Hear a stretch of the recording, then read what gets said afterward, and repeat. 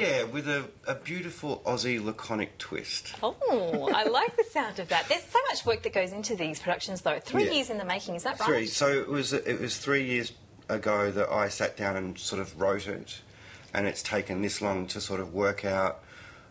There's some technical things in there, like particularly the mechanisms for the puppets that have taken a long time as far as engineering and design, but also doing a bunch of laboratories with kids to find out what they responded to, and that was the cool stuff. Yeah, we're seeing a couple of the pictures of it now. Just talk us through what the concept was. Well, I went to the Field Museum in Chicago and saw this amazing permanent exhibition of underwater prehistoric creatures, and I just thought, this is the story that doesn't get told. Dinosaurs dominate our kind of idea of what the world was like millions of years ago. So I thought that that was a thing that we needed to do.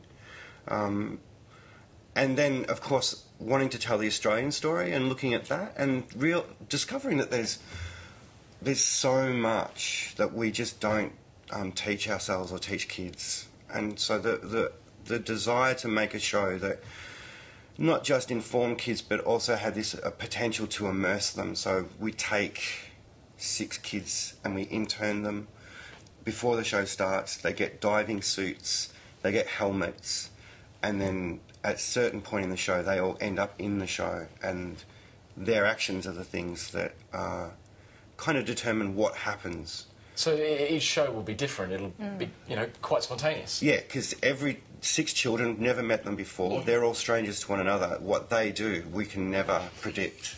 And that keeps it fresh, keeps it really exciting. That's what I like, how it's a mix of science and art. Yeah. It's a really beautiful combination. I think we've done a really good job of that over the years. We've made this bridge between sort of cultural institutions and theatres that, you know, like, yes, we love the science. We love getting into the back rooms and seeing the things in the museums that people don't get to see, but we also are performers. You know, we've all grown up sort of performing on the street, so the most extroverted of sort of theatre forms. So taking science and street theatre and bashing them together, and I think we're kind of on the way to sort of inventing something new. I don't know. I just love what we do. I remember with Dinosaur Zoo, it was so realistic, the puppetry, it was so engaging. With Is that a similar sort of thing that we can expect with Prehistoric? We've kind of stepped it, we've turned it up to 11.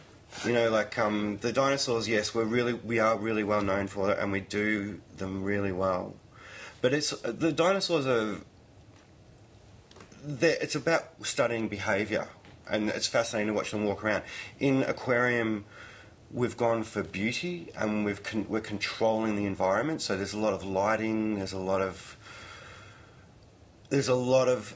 stagecraft that's going on, much more than people would be used to seeing from us. But you know, there are days when I just pinch myself. I go, I can't believe this is my job. Beautiful. It's so beautiful. Sounds like it's a lot more tranquil. It's tranquil. It's that sort of that weightlessness of water. You know, the music is stunning. You know. I don't know. Come and see it. It's awesome. I guess a lot of people are interested in how they come and see it. Is it how far and wide are you playing? It is going to go a long way. Yeah. We're just not allowed to say right now. Okay, then under wraps. Which is kind of cool. I love that mystery, that sort of enigmatic thing. But yeah, even before the show was finished, there's all around the country people want to buy it sight unseen. So it's going to go a long way. Just a question. I'm curious with the dinosaurs in terms of the puppetry and the motions and even the sound effects that are incorporated.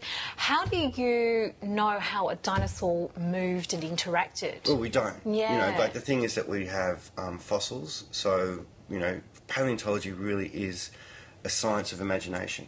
You know, you take what information you do have, and then you have to use everything else that you've got in your head and try and picture what it would do. So, you know, for us, there's the anatomical aspects that we can understand by looking at other animals.